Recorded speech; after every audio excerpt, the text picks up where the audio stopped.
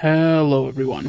This week in my devlog series, I'm adding 2 essential features to my Pokemon game that bring it much closer to being a playable game than before, as well as revamping the entire attack animation system. Before we get into the big stuff, I want to show off some moves recommended by the community that I have put in the game. As you can see with the moves on screen, I've gotten absorbing and recoil moves fully implemented, checking off 2 of the nearly endless effects that moves can have. If you want to see your favorite move animated, be sure to comment below, and you will see it animated in a future video. With that out of the way, let me talk about the first essential feature I added, saving and loading. It's a feature necessary to most games, but what seems simple is actually incredibly complex, especially for someone as new to coding as I am. Thankfully, with the help of a couple different tutorials and weeks of work, I managed to wrangle my shaky code into something that successfully saves and loads the game when using the new overworld menu. With this, I have set up a foundation where people can actually play the game without losing all their progress in the process. One big issue I hadn't shown before was that when an enemy Pokemon attacks, the animation would play as if your Pokemon had used the move. I wanted to iron out the issues with the attack animations before I got too deep in animating other moves, and it seemed to be the right call. You may think that all you need to do is flip the animation and rotate it 45 degrees, but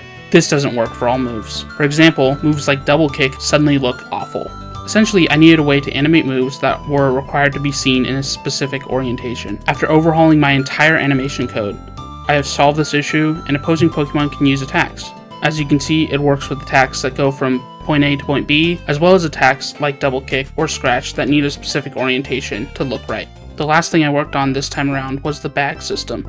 Anyone who has played Pokemon for enough time knows just how much items matter in a Pokemon game. Not having items in a Pokemon game is like Captain America without a shield, or a college student without a terrible sleep schedule. So with that in mind, I got to work on designing the UI of the bag that you see in front of you. You can see your items here, and below are the descriptions of the item and picture of that said item. Currently, I have all of the medicine items in the game like potions, ethers, and status curing items like antidotes and awakenings. I want to add icons in these empty circles on the bottom left for each of the different category of items, with the name displayed here. On top of that, I think a search feature and a comprehensive filter system would go a long way to increase ease of use of the bag. This video took a lot longer to make than others due to a lot of bugs cropping up in my code due to my lack of experience, but future videos should be released faster. If you enjoyed the video, please like and subscribe as it helps me keep motivated to make more videos. This has been Panco, and I will see you all next time.